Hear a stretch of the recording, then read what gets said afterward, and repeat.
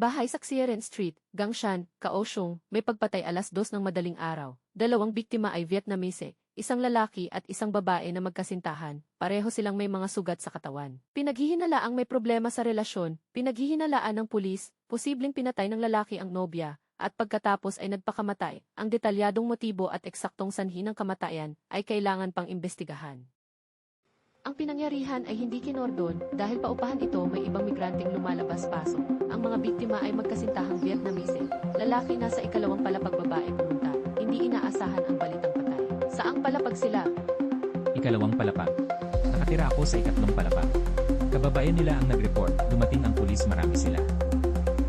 Ayon sa impormasyon, bago siya pumunta rito, sinabi sa kapatid na kukuha ng gamit, ngunit hindi siya nakabalik ng matagal. Hindi rin siya makontak ng kapatid. Bandang alas 2 ng madaling araw pumunta siya roon, natuklasang nakalock ang pinto.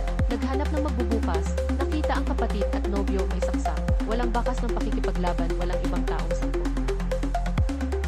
Agad dumating ang pulis, kinumpirma ng rescuers, pareho ng patay. Ang babaeng biktima ay 30 anyos apelyido Nguyen at lalaki 32 anyos Lee. Parehong migranteng Vietnamese. May problema sa relasyon.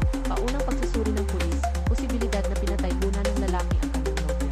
Saka siya nagpakamatay para sa motibo at sanhi. Imbestigahan pa. Gusto mo ba ang content namin?